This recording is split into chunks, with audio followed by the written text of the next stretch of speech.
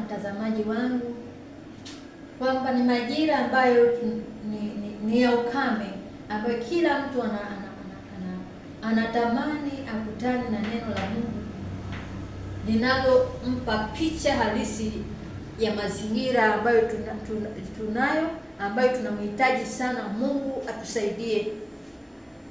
Mungu wetu anatupenda sana. Majira tunayoyapitia yaliumbwa. Tunaposoma katika kitabu cha Mungu katika kitabu cha Mhubiri mlango wa 3, tunasoma kwa kila jambo kuna majira yake na wakati kwa kila kusudi chini ya mbingu. Kila jambo kwa majira yake. Kwamba majira tulio nayo ni majira ambayo Mungu mwenyewe aliyaweka. Ni majira ambayo Mungu aliyaweka tukutane nayo kwa wakati huu. Na wakati tulio nao ni wakati wa ukame, ambapo kila mtu anatamani akutane na neema ya Mungu, akutane na neno lenye nguvu ya kumsaidia, ya kumuinua moyo wake, na kuisaidia nafsi yake iweze kusimama na kutafuta uso wa Mungu zaidi.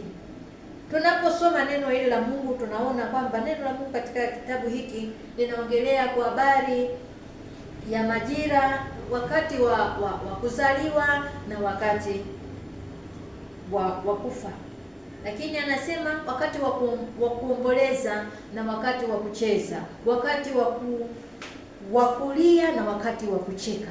Vyote Mungu aliviumba, akaviumbia nafsi ya mwanadamu. Alijua majira haya yatakuja.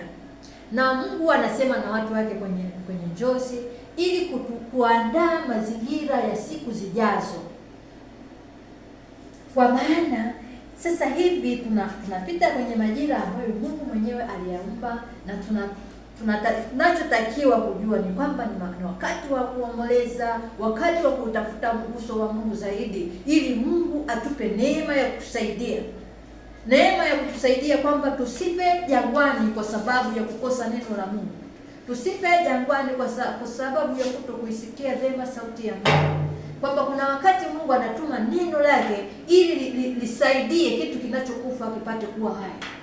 Nafsi ambayo imekata tamaa ipate kuinuka kwa utafuta uso wa Mungu. Badala ya kuinama na kukata tamaa, basi tuinuke katika kutafuta uso wa Mungu. Ndio utaratibu wa Mungu halisi, kwamba vitu vyote vinavyotokea duniani viliumbwa vitokee pale ambapo Mungu